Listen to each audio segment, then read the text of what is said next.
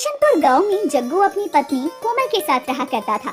जग्गू की पत्नी जमींदार के खेतों में काम किया करती और वहीं जग्गू साइकिल पर कढ़ी चावल की दुकान चलाया करता, जिससे दोनों पति पत्नी अपना घर चला रहे थे। एक रोज कोमल अपने पति जग्गू से कहती है, अजी सुनिए, आज ही मैंने कुंती काकी से सुना है कि रघुवीर भैया ने कढ़ी चावल की दुकान लगाई है। हाँ, शहर के रास्ते जाने वाले रोड के किनारे ही रघुवीर ने एक दुकान ली है जिसमें उसने कढ़ी चावल की दुकान लगाई है। मैं तो गांव-गांव घूमकर कढ़ी चावल बेच लिया करता हूँ, लेकिन उसने एक दुकान खरीदी है। सुना है काम उसका अच्छा खासा चल रहा है। तो आप भी क्यों नहीं कढ़ी चावल की दुकान लगाते हैं? यहाँ वहाँ घूमकर कढ़ी चावल कब तक बेचते रहेंगे आप? अरे तुम तो जानती हो, उसके पिता के पास बहुत पैसा है और इस बार तो उसकी फसल भी बहुत अच्छी हुई है, तो अपने बेटे को दुकान लेकर दे दी। हमारे ऊपर आगे पीछे तो किसी का हाथ नहीं है। हम गरीब लोग मेहनत मजदूरी करके खाना पसंद करते हैं। आपकी बात बिल्कुल सही है, हमें तो खुद से अपना रोजगार बनाना पड़ता है। जग्गू के कढ़ी चावल बनते तो बहुत स्वादिष्ट थे, लेकिन कभी कभार ऐसा भी होता कि 1 से 2 ग्राहक ही जग्गू के कढ़ी चावल खाने आते। वहीं दूसरी तरफ रघुवीर, जिसे कुछ ही दिनों पहले अपनी कढ़ी चावल की दुकान खोली थी, वो अपनी दुकान की इतनी अच्छी प्रमोशन कर चुका था कि सेलिब्रिटी से लेकर इन्फ्लुएंसर तक उसके कढ़ी चावल का स्वाद लेने आया करते और उसके कढ़ी चावल की बढ़ चढ़कर तारीफ करते, और उन्हें देखने के लिए ही उसकी दुकान पर लोगों की भीड़ लग जाया करती और सब लोग उसके कढ़ी चावल खाया करते। एक रोज गांव का भोला खेत से भागता हुआ रघुवीर की दुकान की तरफ जा रहा होता है। तभी वो जग्गू की साइकिल से टकरा जाता है और जग्गू के कढ़ी चावल वहीं नीचे गिर जाते हैं। अरे अरे, सत्यानाश कर दिया भोला तूने। कितनी बार बोला है तुझे देख कर चला कर, लेकिन नहीं, ना जाने तुझे कहाँ जाने की इतनी जल्दी होती है। अरे मेरी तो कमाई धमाई सब बर्बाद कर दी तूने। अरे भैया, मैंने देखा नहीं। दरअसल आपने सुना नहीं, अभी अभी कनिष्का मुखर्जी रघुवीर भैया की दुकान पर आई है कढ़ी चावल खाने। बस उन्हें ही निहारने जा रहा था। 1 मिनट, क्या कहा तूने? कौन आई है रघुवीर की दुकान पर? ये तो किसी जानी पहचानी अभिनेत्री का नाम है। अरे हाँ भैया, बहुत ही अच्छी अभिनेत्री है। अगर आपको भी देखना है तो चलो रघुवीर भैया की दुकान पर। वहाँ तो वो कढ़ी चावल का स्वाद लेने आई हैं। अब तो मैं रघुवीर भैया की दुकान से ही कढ़ी चावल खाया करूँगा। और जो तूने ये सत्यानाश किया है उसकी भरपाई कौन करेगा? और मेरे पूरे दिन की दिहाड़ी मार दी तूने। भोला तो जग्गू की एक भी नहीं सुनता, लेकिन भोला के चक्कर में जग्गू का भारी नुकसान हो जाता है। अब बेचारे का गरीबी में आटा गीला हो चुका था। वो कर भी क्या सकता था? वो भी अपने बर्तनों को उठाकर वहाँ से घर की ओर रवाना हो जाता है और उसके गंदे कपड़े देखकर कोमल जग्गू से कहती है, अरे ये क्या लगा रखा है? कहीं आपकी कढ़ी चावल की साइकिल तो नहीं पलट गई? ध्यान से काम किया कीजिए ना। और आज की दिहाड़ी भी नहीं बनी होगी फिर तो आपकी। अरे दिहाड़ी की बात कर रही हो तुम? उधर रघुवीर ने अपनी दुकान पर सेलिब्रिटी इन्फ्लुएंसर सबको बुलाकर दुकान की अच्छी खासी प्रमोशन कर रखी है। लोग वहाँ भीड़ लगाकर उन्हें देखने जा रहे हैं और कढ़ी चावल का स्वाद लेकर आ रहे हैं। सुना तो मैंने भी है। अब वो ठहरे अमीर और आप ठहरे गरीब, तो दोनों में कुछ तो फर्क होगा ही ना। मेरे लिए तो पूरे दिन इसी कढ़ी चावल को बेचकर खर्चा निकल जाता है, लेकिन वो उस दुकान से अपने साथ अपनी पीढ़ियों का खर्चा भी निकाल रहा है। पैसा है तो कुछ भी हो सकता है। हम गरीबों के लिए तो कढ़ी चावल बेचने के बर्तन खरीदने के लिए भी हमें सोचना पड़ता है, और रघुवीर भैया ने तो दुकान पर बैठने के लिए टेबल कुर्सी भी शहर से मंगवाई है। बहुत दिन हो गए रघुवीर से मिला नहीं हूँ। अगर वो मिलता है तो मैं भी पूछूंगा कि आखिर वो सेलिब्रिटी को इतने पैसे देता कहाँ से है। क्या इतने सारे पैसे कढ़ी चावल से निकल जाते होंगे जो वो इतने पैसे लगा रहा है? रघुवीर की दुकान जहाँ दिन दुगनी और रात चौगुनी तरक्की कर रही थी, वहीं जग्गू हर दिन किसी न किसी वजह से परेशान था।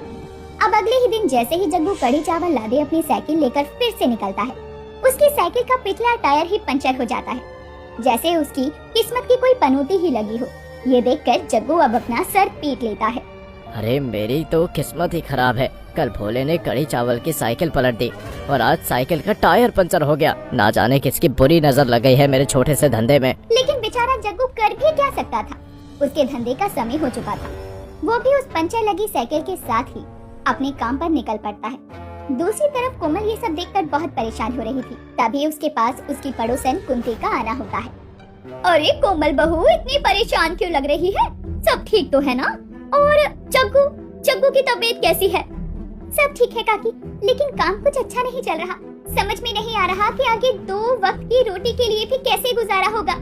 अरे भगवान ने यहाँ तक पहुँचाया है तो आगे भी लेकर जाएगा। तू इतना मत सोचा कर। तुझे पता है अपना रघुवीर आजकल न्यूज पर आ रहा है। अभी अभी मैंने देखा उसकी दुकान का फोटो दिखा रहे थे न्यूज चैनल पर कि उसकी कढ़ी चावल की दुकान कितनी फेमस है।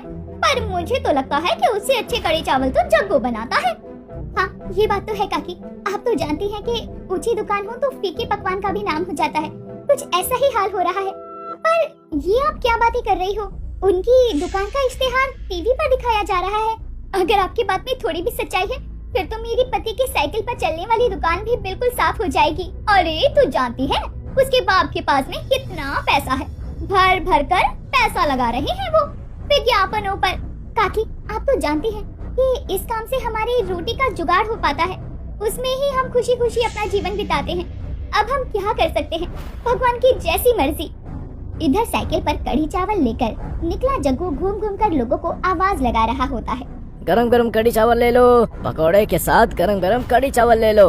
अरे भैया क्यों परेशान हो रहे हो? पूरे दिन में तो आपको कढ़ी चावल के 2 प्लेट भी नहीं बिकते होंगे। वो रघुवीर भैया को देखो, सप्ताह में 1 दिन लोगों को फ्री में कढ़ी चावल खिला रहे हैं और जमकर पैसा कमा रहे हैं। अब आपका कुछ नहीं होने वाला। मैं तो कहता हूँ कि अभी कोमल भाभी की तरह जमींदार साहब के खेतों में काम काज करना शुरू कर दो। कुछ ज्यादा ही नहीं बोलने लग गया है तू। कल तेरी वजह से मेरा इतना सारा नुकसान हो गया। मैंने कुछ भी नहीं बोला, लेकिन आज तू कुछ ज्यादा ही बोल रहा है। अरे भैया आप गुस्सा क्यों हो रहे हो? मैं तो आपके अच्छे के लिए ही कह रहा हूँ, क्योंकि सच बताओ तो रघुवीर भैया गरीबों को भी फ्री में कढ़ी चावल खिला रहे हैं। अगर आपने किसी एक गरीब को भी फ्री में कढ़ी चावल खिला दिया ना तो अगले दिन आपका नुकसान हो जाएगा।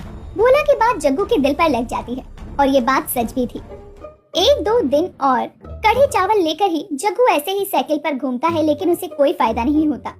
कुछ ही लोग कढ़ी चावल खाने आते। ऐसे ही कई दिन निकल जाते हैं। कढ़ी चावल के पैसे तक नहीं निकल पा रहे थे। थक हार कर जग्गू भी अपनी पत्नी के साथ जमींदार के खेतों में काम करना शुरू कर देता है। एक रोज रघुवीर ऐसे ही जग्गू को खेत में काम करता हुआ देखकर उसके पास जाता है और कहता है, अरे जग्गू भाई क्या बात है? सुना है कढ़ी चावल बेचना ही बंद कर दिया है तुमने। अपने लोगों को इस तरह अपने तरफ खींचा कि मेरे कढ़ी चावल को तो कोई पूछ ही नहीं रही।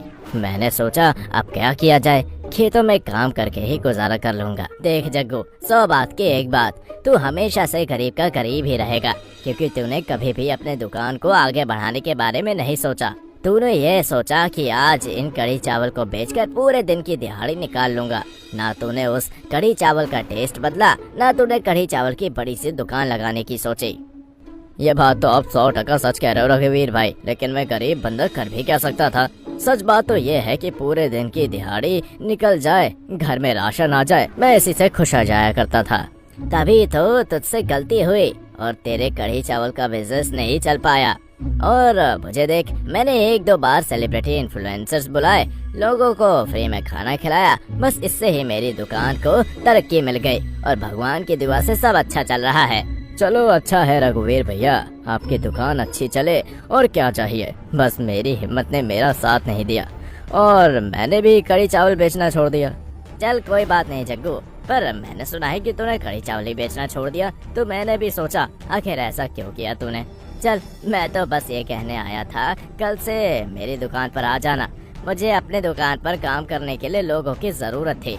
अगर तू मेरी दुकान पर काम करना चाहता है तो आ जाना। हाँ हाँ जरूर भैया, मैं ठहरा गरीब आदमी, अब अपने कढ़ी चावल की दुकान बंद कर दी तो कम से कम आपकी कढ़ी चावल की दुकान में मदद ही करवा सकूं, यही मेरे लिए बहुत है। रघुवीर की दुकान पर जग्गू, जो कि खुद भी कढ़ी चावल लेकर घूमकर साइकिल पर बेचता था, वो रघुवीर के कढ़ी चावल की दुकान पर ही काम करने लग जाता है, क्योंकि उसने कभी भी अपनी दुकान को आगे ले जाने के बारे में नहीं सोचा। और अमीर रघुवीर, जिसके पिता के पास पैसों की कोई कमी नहीं थी, उसने आराम ना करना सोचकर उन पैसों का सही इस्तेमाल करने के बारे में सोचा। उसने अपनी कढ़ी चावल की दुकान से भर भर कर पैसा कमाया भी और उस पैसे को दुकान की तरक्की में लगाया भी, जिससे रघुवीर की कढ़ी चावल की दुकान काफी फेमस हो गई थी।